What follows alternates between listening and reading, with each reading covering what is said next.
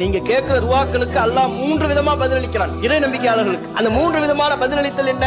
ஒன்று, அவர் கேட்பதையே தருவான், என்ன கேட்கிறோமோ அதையே தருவான், அது பதிலளித்தல். இரண்டாவது முறை ஒன்று இருக்கிறது அல்லாஹ்வுடைய பதிலளித்தலில், அவர் எதை கேட்கிறாரோ அதை அல்லாத இன்னொன்றை அல்லாஹ் அவருக்கு தருவான். அவர் ஒண்ணு நன்மைன்னு விளங்கி கேட்பாரு, ஆனா அல்லாஹ் தான் அவருக்கு எது நன்மை என்பதை அல்லாஹ் தான் பரிபூர்ணமா அறிந்தவனாக இருக்கிறார். அவர் கேட்டதை கொடுக்காம இன்னொன்னு அல்லாஹ் கொடுப்பான். மூன்றாவது முறை கேட்டதையும் அல்லாஹ் கொடுத்திருக்க மாட்டான், அவர் கேட்டது அல்லாத இன்னொன்றையும் கூட அல்லாஹ் அவருக்கு கொடுத்திருக்க மாட்டான். நபிகள் நாயகம் ஸல்லல்லாஹு அலைஹி வஸல்லம் அவர்கள் சொல்கிறார்கள், அவருடைய பிரார்த்தனையை அல்லாஹ் மறுமையில சேமிப்பா வைப்பான். மறுமை நாள்ல மூமின்கள் செல்வார்கள், சுவனத்திற்குள் நுழைகின்ற பொழுது ஏராளமான பரிசு மலைகளை அல்லாஹ் குவித்து வைத்திருப்பான். அமல்களுக்குரிய கூலிகளாக அங்கே அவருக்கு சொல்லப்படும், இதெல்லாம் உனக்குரியதுதான் அப்படின்னு அல்லாஹ் அந்த அடியாருக்கு கொடுப்பான்.